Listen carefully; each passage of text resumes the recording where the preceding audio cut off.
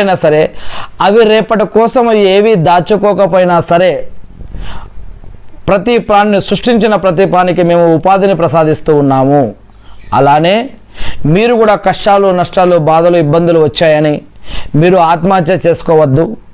అలానే పోషించలేమేమో అనే భయంతో సంతానాన్ని హత్య చేయవద్దు. అబార్షన్ లాంటివి కూడా దాంట్లోకి వస్తాయి. పోషించలేమేమో అనే భయంతో సంతానాన్ని హత్య చేయవద్దు.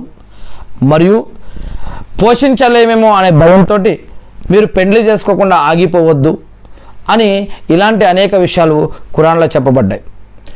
ఎందుకంటే సృష్టికర్తకి ఎవరికి ఎక్కడ ఏమి ఇవ్వాలనేది కూడా ఆయన ఏర్పాటు చేస్తాడు అని ఇక్కడ ఖురాన్లో అనేక చోట్ల చెప్పడం జరిగింది. ఇకపోతే ప్రవక్త ముహమ్మద్ సల్లల్లాహు అలైహి వసల్లం గారు చివరకు గడ్డి పరకను కూడా అనవసరంగా తుంచకూడదని బోధించారు. ఇదే విషయాన్ని మనం ఇంతకుముందు ప్రసంగంలో ఇజ్జుకర్ గడ్డి గురించి ప్రవక్త ముహమ్మద్ సల్లల్లాహు అలైహి వసల్లం గారు ఏం చెప్పారో కూడా మనం ఇంతకుముందు విన్నాం. మరి ప్రకృతిని రక్షించడం అల్లాను ఆరాధించడంతో సమానమని ఇస్లాం తెలియజేస్తుంది. ఇస్లాం అంటే ఏమిటి?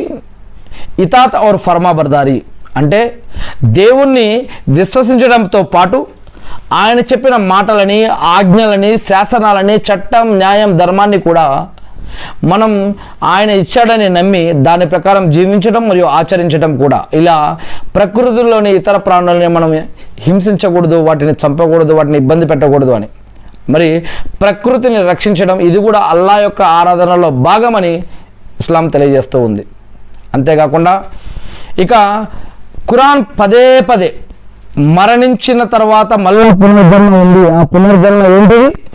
మళ్ళీ మానవుడిగా ఈ యొక్క భూమి మీద బతకడం కోసం కాదు. మనం ఒకసారి మానవుడిగా బ్రతికి ఉన్నప్పుడు చేసిన కర్మలకు తీర్పు కోసం స్వర్గమా లేదా నరకమా అనేది పొందడం కోసం పునర్జన్మ అనేది ఉంటుంది అని ఖురాన్ తెలియజేస్తూ, ఎండిపోయిన భూమి వర్షం పడగానే ఎలా మళ్ళా చిగురుస్తుందో, ఒక నిర్జీవంగా కనిపించేటటువంటి కోశస్థ దశ నుంచి ఒక అందమైన సీతాకోక చిలక ఎలాగైతే ఉద్భవిస్తుందో అలాగే మనిషి కూడా మరణించిన తర్వాత మళ్ళీ తిరిగి లేపబడతాడు అనే దానికి ఇదొక ప్రకృతి గుణపాఠంగా తెలియజేయడం జరుగుతూ ఉంది.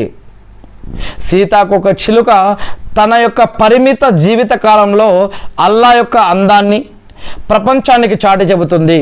ఇది కేవలం ఒక కీటకం మాత్రమే కాదు, ఇది ఒక అద్భుతమైనటువంటి దేవుని యొక్క ఇంజనీరింగ్ మరియు కళాఖండంలోని ఒక అద్భుతాన్ని తెలియజేస్తూ ఉంది. ఇది ఒక చిన్న జీవి అయినప్పటికీ కూడా ఇది ఆ యొక్క సృష్టికర్త యొక్క గొప్పతనాన్ని తెలియజేస్తుంది. అల్లాహు అక్బర్. మరియు ఖురాన్ మరియు